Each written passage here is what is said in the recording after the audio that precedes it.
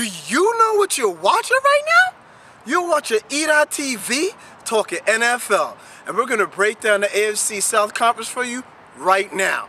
First up, we have the Indianapolis Colts, who went 14-2 last season, but they could have got undefeated. But the last two games, they didn't really play their starters, so they wanted to go the safe route, thus forth leading to the 2 losses. We all know they played in the Super Bowl, and they wound up losing to the New Orleans Saints 31-17. That was their last game of the season. Notes on the Colts, I really don't have that many for you. I mean, there's Peyton Manning. Guy passed for 4,500 yards last year, 33 touchdowns, their classic Manning season, Pro Bowl, MVP candidate. The guy's the best QB, if not one of the best QBs in the game this year. But the key to the Colts offense, or I should say the team this year, is the offensive line protecting Sir Manning, as well as creating holes for that run game, and the defense, slowing down the other team so Peyton could do what he does. Next up, we have the Houston Texans. They came in at 9-7 last year. They didn't qualify for the playoffs, but let me tell you something about the Texans. They're that team where for the past couple of years, get this player, get that player. They're young, they're drafting well, and it's like they're there. I mean, they are where they need to be. They have the players on D, they have the players on O, they have the coaching, they have the receiver, they have everything. So what's the key to their season? Beat the Colts. I don't think they've beaten the Colts since they existed. You want to be a champ? Beat the champ. They got to go out there and beat the Indianapolis Colts to have a successful season this year. Right after them, we have the Tennessee Titans. They came in at 8-8 last year, but they had to be the most exciting 8-8 team I've seen in past years. I mean, they started off 0-6, and then they ended off the season 8-2, probably being one of the most exciting teams, if not the hottest teams in the NFL. I mean, the reason to their turnaround was Vince Young.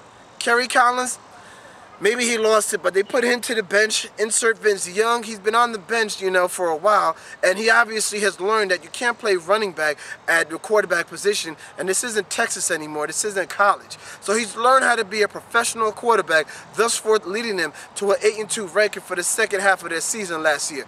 The key to their upcoming season are 2 things. Vince Young needs to play the way he did in the second half of the season, this entire season. The Tennessee Titans as a team need to approach the first 6 games like they approached the last 10 games. And third off, Chris Johnson. I mean, he rushed for 2,006 yards last year, and it looked like every time he touched the ball, he was rushing for a first down. I mean, think about that. All my Madden players, you can't even rush for 2,000 yards, let alone 1,500 yards in Madden anymore. And this guy rushed for 2,000 in the NFL? Whew.